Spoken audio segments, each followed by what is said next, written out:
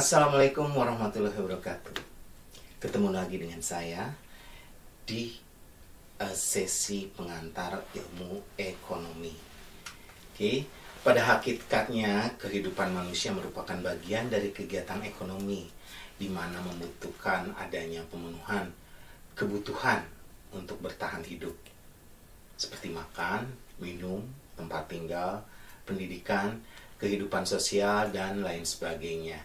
Karena itulah ekonomi ada.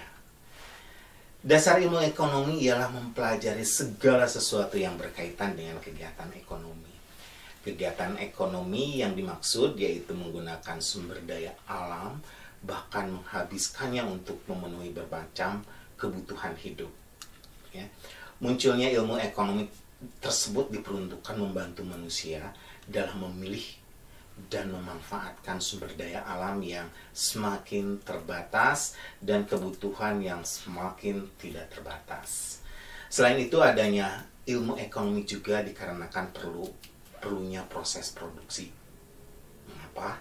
Karena sumber daya alam tidak bisa dimanfaatkan secara langsung. Disitulah perlu proses produksi. Jadi proses produksi itu adalah kegiatan mengolah sumber daya alam agar bisa digunakan untuk memenuhi kebutuhan manusia. Jadi terdapat 3 faktor penyebab lahirnya ilmu ekonomi, yaitu kebutuhan manusia yang tidak terbatas, sumber daya alam yang terbatas, sumber daya alam yang tidak bisa langsung digunakan untuk memenuhi kebutuhan manusia. Jadi harus ada proses produksi. Jadi itulah ilmu ekonomi hadir di hadapan kita semua.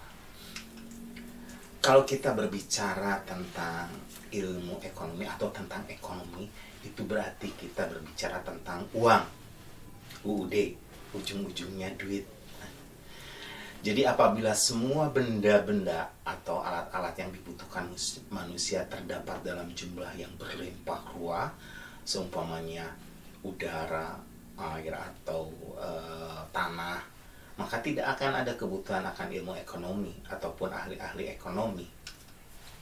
Jadi ilmu ekonomi mempelajari aktivitas manusia dalam memanfaatkan sumber daya yang terbatas untuk memenuhi kebutuhan manusia yang tidak terbatas agar tercapai kemakmuran. Kemudian ilmu ekonomi berhubungan dengan kelangkaan sumber daya. Kita lihat ilmu ekonomi hubungannya dengan kelangkaan sumber daya. Jadi suatu komoditas yang dahulu didapat dengan mudah dan murah, bahkan cuma-cuma, akan menjadi bernilai ekonomi jika barang itu atau komoditas itu semakin langka dan susah didapat. Kemudian ilmu ekonomi yang berhubungan dengan pilihan alternatif. Okay.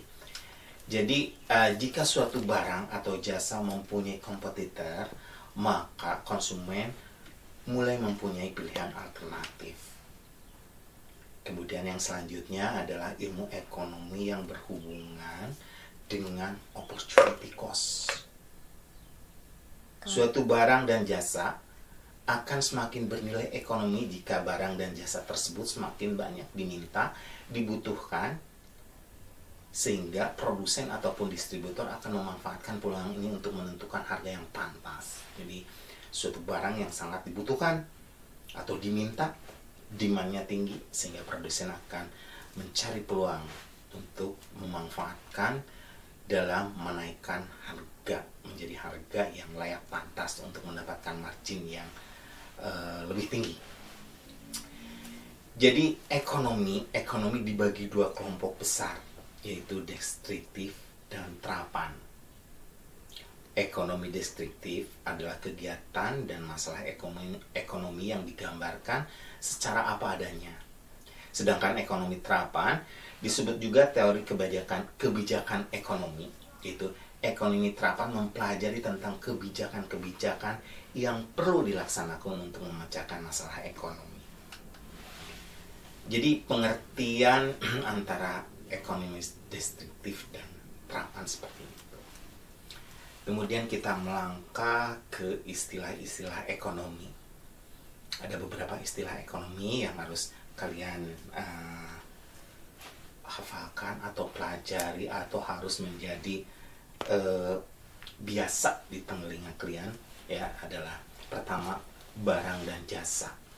Apa itu barang dan jasa? Jadi benda berwujud atau tidak berwujud yang digunakan masyarakat untuk memenuhi kebutuhannya. Benda berwujud tentunya yang bisa diraba dan dilihat, yaitu produk-produk banyak sekali. Sedangkan yang tidak berwujud biasanya itu pelayanan, servis, terus suasana dan lain sebagainya. Kemudian barang bebas.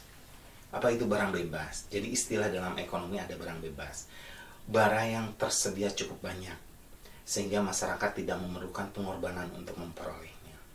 Udara, ya, seperti udara misalnya. Kemudian barang ekonomi. Barang ekonomi adalah barang pemenuhan kebutuhan masyarakat yang bersifat langka, terbatas, sehingga untuk memperolehnya diperlukan pengorbanan atau biaya. Itu istilah-istilah ekonomi. Kemudian kita melangkah ke masalah ekonomi. Apa itu? Jadi masalah ekonomi adalah pemilihan alternatif alokasi sumber daya. Barang apa yang harus dihasilkan? Itu jadi masalah ekonomi. Bagaimana cara memproduksinya? Masalah ekonomi. Untuk siapa? Itu juga masalah ekonomi. Berapa banyak? Bila mana diproduksi? Ya, jadi itu adalah masalah-masalah ekonomi. Terus sebelum kita melangkah, kita harus tahu dulu mengapa kita belajar ekonomi. Belajar ekonomi itu yang pertama adalah memperbaiki cara berpikir kita, ya. Kita harus, cara berpikir kita harus secara ekonomis. Ada cara berpikir yang secara ekonomis karena kita perlu hidup, kita perlu bersosialisasi, dan kita perlu mengembangkan diri. Kemudian melatih mengambil keputusan. Selanjutnya membantu memahami perilaku masyarakat dalam memenuhi kebutuhannya. Jadi membantu orang lain untuk memenuhi kebutuhannya. Kemudian membantu memahami masalah nasional dan internasional.